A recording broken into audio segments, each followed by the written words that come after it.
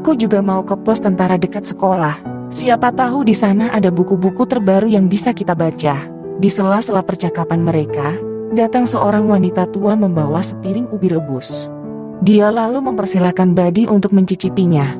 Wanita tua itu tak lain adalah nenek Abid, sedangkan lelaki tua yang membukakan pintu tadi adalah kakeknya. Abid memang tinggal bersama kakek dan nenek. Orang tua Abid saat ini bekerja menjadi tenaga kerja Indonesia di Malaysia. Orang tua Abid pulang tak tentu. Kadang setahun sekali, 2 tahun sekali, tergantung dari kebijakan majikannya. Abid sendiri adalah anak satu-satunya dari ayah dan ibunya. Ayolah, Bid, siapa tahu di pos nanti kita menemukan buku-buku bergambar yang seru, bujuk Badi. Mendengar itu, Abid terjaga dari kantuknya. Dia bergegas menyiapkan diri. Tak sampai 5 menit, Abid sudah tampil di depan Badi. Badi terkejut melihat Abid yang sudah siap. Ayo kita berangkat, seru Abid. Badi tersenyum riang. Mereka berpamitan pada kakek dan nenek Abid. Mereka sangat menikmati perjalanan menuju sekolah. Sesekali mereka bernyanyi, mengusir dinginnya udara. Mereka terus berjalan mendaki bukit-bukit, menerobos deras arus sungai, dan menuruni lembah-lembah untuk sampai ke sekolah. Butuh waktu 1 jam bagi mereka tiba di sekolah. Langit terlihat sedikit cerah, namun sang surya belum juga terlihat. Badi dan Abid sudah tiba di sekolah. Badi segera masuk ke ruang kelas. Dia mengambil bendera merah putih di dalam lemari lalu berjalan keluar. Sementara Abid, dia sedang bersandar di kursi panjang depan sekolah. Dia sangat kelelahan. Ayo, kita kibarkan merah putih, ajak Badi. Kau sajalah, kakiku masih pegal sekali, jawab Abid sambil mengurut-urut kakinya. Badi melangkah menuju tiang bendera. Diikatnya tiap ujung bendera dengan tali. Lalu dengan bangga, dia mengerek sangsaka merah putih ke tempat yang paling tinggi. Bendera suci itu pun berkibar gagah, bersamaan dengan terbitnya matahari. Badi memberi hormat pada merah putih. Badi sangat mencintai tanah airnya. Dalam hati dia bersumpah untuk terus menjaga merah putih tetap berkibar di tempatnya.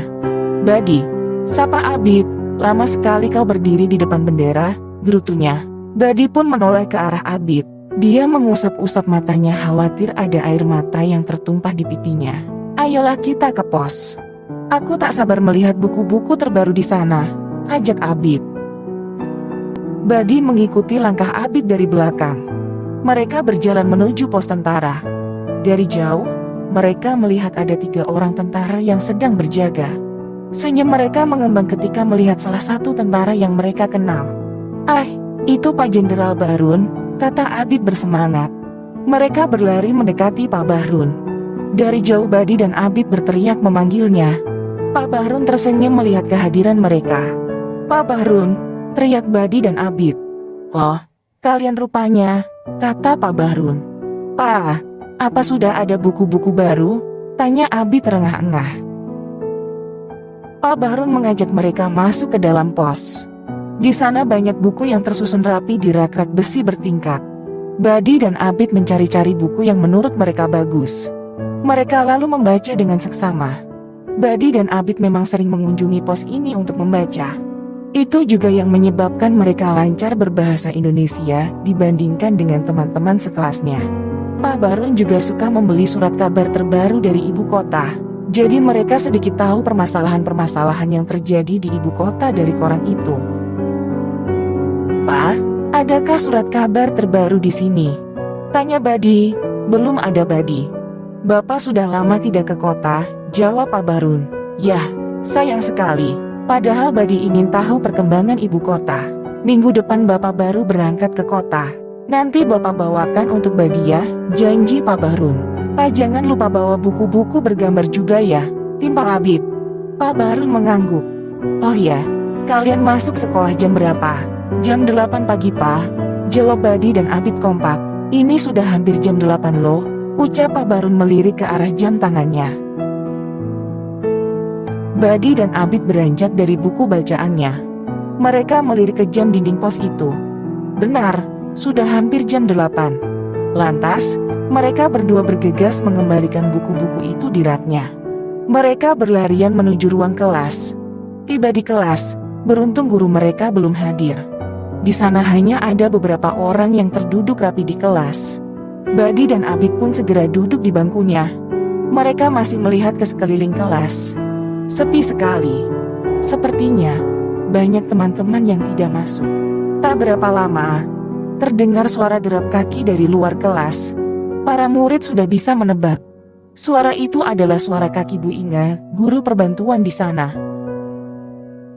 "Selamat pagi anak-anak," sapa Bu Inga ketika masuk ke ruang kelas. Bu Inga lalu mengeluarkan beberapa buku dari tas ranselnya. "Kemana yang lain?" tanya Bu Inga. Badi, Abid, dan yang lainnya tak menjawab. Mereka juga tak tahu kemana teman-teman yang lain. Mereka sedang ikut ayahnya panen. "Bu," kata salah satu orang dari belakang. "Oh, sekarang musim panennya," ucap Bu Inga dengan nada kecewa. Suasana kelas sejenak hening. Bu Inga masih sibuk membenahi buku-bukunya. Sementara para murid terdiam, tak berani bersuara. "Oke, kalau begitu hari ini kita belajar tentang kewarganegaraan," ujar Bu Inga memecah keheningan. "Siapa di sini yang tahu ibu kota negara Indonesia?" tanya Bu Inga. Semua terdiam. Badi ingin menjawab tapi dia malu. Bu Inga masih mengulang-ulang pertanyaannya, tapi belum ada yang menjawabnya. "Tidak ada satupun yang tahu ibu kota Indonesia," kata Bu Inge miris. Badi akhirnya memberanikan diri. Dia mengangkat tangannya. "Jakarta, Bu." Bu Inge bernafas lega. Paling tidak masih ada anak yang tahu tentang ibu kota negaranya. Bu Inge lalu melanjutkan penjelasannya. Bu Inge menjelaskan tentang hak dan kewajiban sebagai warga negara Indonesia. "Badi," kata Bu Inge, "kita punya hak sebagai warga negara. Tapi menurutku banyak hak-hak kita yang belum kita dapat," bisik Abi di tengah-tengah pelajaran. "Kita memang punya hak, dan kita bisa menuntut hak kita pada negara." "Menuntut di mana? Apa kita harus bertemu presiden untuk meminta hak kita?" Badi terdiam. Dia juga bingung harus kemana menagih hak mereka. Memang sulit rasanya menuntut hak di tengah lebatnya rimba. Suara jerit Badi dan orang-orang di kampungnya terhalang oleh buruknya akses jalan dan infrastruktur lainnya. Listrik saja masih mengandalkan panel surya yang energinya tidak stabil dan daya jangkaunya masih sempit. Tak heran kalau desa Badi masih gelap, sangat jauh dari kelayakan. Pertanyaan Abi tadi masih menggantung di benak mereka. Mereka malu bertanya pada Bu Inga. Badi dan Abid hanya terdiam penuh pertanyaan. Mereka pun akhirnya pulang tanpa mendapat penjelasan apa-apa mengenai hak mereka.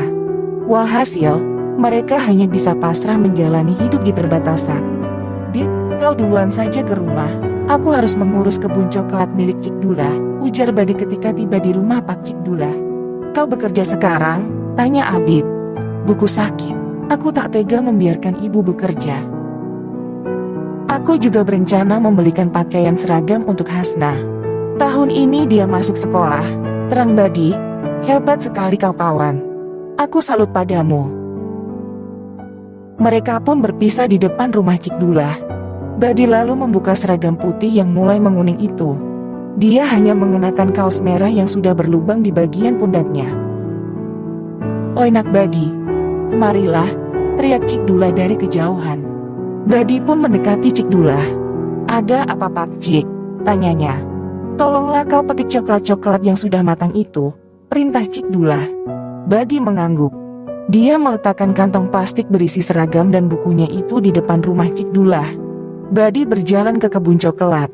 Satu persatu dipetiknya buah coklat yang sudah matang. Keringatnya bercucuran lantaran mentari bersinar sangat terik.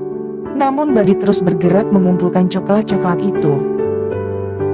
"Oi nak Badi, makan dululah," ucap Cik Dula melihat Badi yang basah oleh keringat. "Iya Pak Cik, sebentar lagi," sahut Badi dari kebun. Badi masih memetiki buah coklat itu. Dia baru beranjak istirahat setelah berhasil mengumpulkan 10 karung coklat. "Rajin sekali rupanya kau Badi," Cik Dula. Badi hanya tersenyum tipis. Dia kelelahan sekali. Dia tuangkan air dari dalam teko. Ia pun menenggaknya dengan cepat. "Nah makanlah dulu," ucap Cik Dula. Dia melihat lauk pauk yang tersedia di hadapannya. Ada tahu, tempe, dan ikan. Dia lama merenung. Dia membayangkan apa yang dimakan dua adiknya di rumah. Apakah seenak makanan ini? Badi jadi malu menyantap makanan itu. Ayo makanlah Badi, jangan malu-malu. Badi masih merenung. Pakcik, bolehkah Badi bawa satu ikan ini untuk di rumah? Tanya Badi malu-malu. Oh silakan Badi, bawalah. Pakcik tak keberatan. Badi mulai merasa tenang. Hari ini keluarganya bisa makan ikan. Badi membayangkan betapa senangnya Hasna dan Alfa saat dia membawa ikan ke rumah.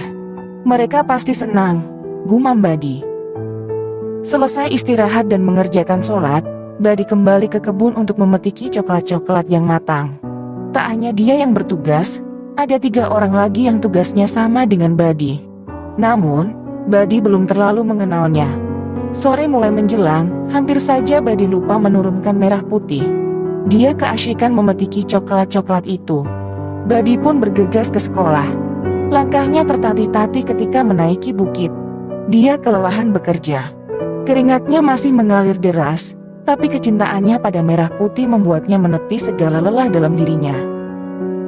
Kini, Badi sudah sampai di hadapan merah putih. Sebelum menurunkan bendera, Badi memberi hormat padanya. Wahai merah putih, aku tak akan menuntut hakku padamu. Ayahku mengajarkanku untuk tidak memikirkan hakku. Ayahku justru memintaku untuk melaksanakan kewajibanku terhadapmu. Mudah-mudahan Yang Maha Kuasa merestuiku dan menguatkanku untuk tetap teguh menjagamu, ucap Badi.